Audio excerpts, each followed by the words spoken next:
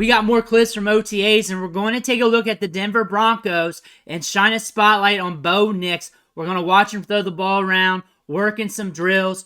But before we look at these clips, you need to click that subscribe button right now because we're covering clips of your favorite players from behind the scenes at these camps. Training camp, mini camp, OTAs, these rookies, these veterans who are on different teams, all the storylines. Click that button. Stop missing out on your favorite players. But it's time to look at Bo Nix. He's number 10 in these clips. We're going to watch him throw the ball around. There's him right there. Boom. There's the first guy. Definitely see Josh Reynolds there. And this one's from the Denver podcast. And they cut it up pretty good, showing him throwing the ball multiple times in a short span, which we all like. It's him getting the ball out there. Got some other wide receivers there kind of tripping over each other.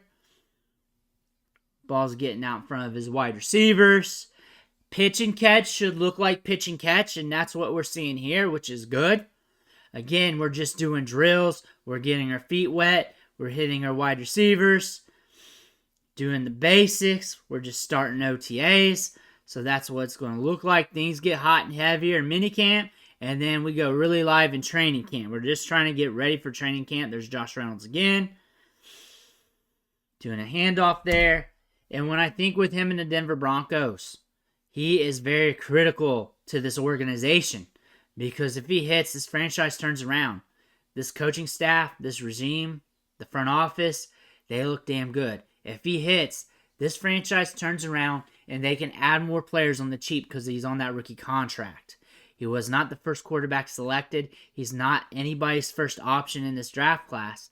But he is a guy with some talent. He's still a developmental prospect. You can kind of say he's a high-end developmental prospect, but there is some talent here. He can get the ball out there. He improved during his collegiate career from Auburn to Oregon. We definitely can say that. They're trying to get some pieces around him. They traded up in the 4th round to get Troy Franklin. Troy Franklin, his teammate in Oregon, has a second-round grade by damn near every NFL team in the NFL. It's just there were like 20 wide receivers in this class who had a second-round NFL grade. So that being said, it kind of diluted the market. Troy Franklin, damn good wide receiver who can get downfield, command a large A-dot, steady hands, create separation. And if he hits, Bo Nix is more likely to hit. So these two could gel together again here with the Broncos. They also added Audric Estime, a big pounder between the tackles, who also has a lot of upside. They were able to snag him in the 5th round. And if he can get going, because Javonte Williams isn't going to be there forever, you also got McLaughlin there. But if they can get Estime going, if they can hit on this rookie class, and some of the other rookies, and Bo Nix just slowly develops or ramps up, that could be a big deal for these guys. Because they do got to hit at some other positions for this team to work out, for Bo Nix to work out. It's just not all on him. There's some other parts here that needs to hit as well.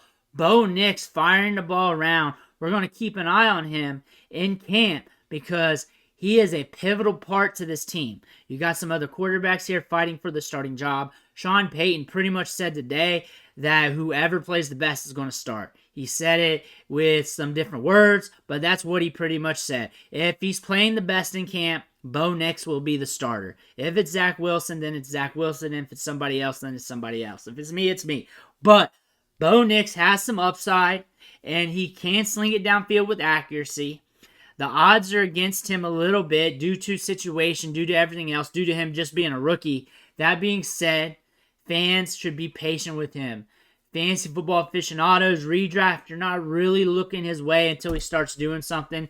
Dynasty, he's a cheap asset that you can catch in rookie drafts and in 2QB leagues. If you need a cheap quarterback, you know how quarterbacks run your league. If they get held over a barrel, then he's a guy you got to think about in like the 2nd round. Some people are drafting him late 1st round in 2QB leagues, and that's because they're in an established league and quarterbacks get held over a barrel. Quarterbacks don't get traded. I'm in Superflex leagues where years go by before a quarterback gets traded, and it's like pulling teeth to get a deal done. That being said, if it's like that, you may want to pay up a few picks to get Bo Nix or any of those cheaper quarterbacks. I think Michael Penix's price might be increasing due to looking at these clips, due to looking at these players.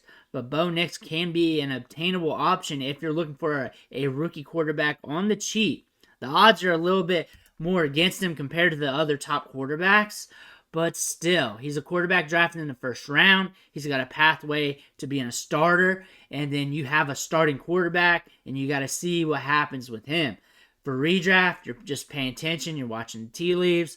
Dynasty 1 QB, again, you're just drafting him late to see what happens. And maybe when you get late, those running backs and wide receivers are not so optimal, and you're leaning that way anyways. Let me know what you think in the comments below. Make sure to hit that subscribe button on the way out. Thank you for watching. Catch you on the next video.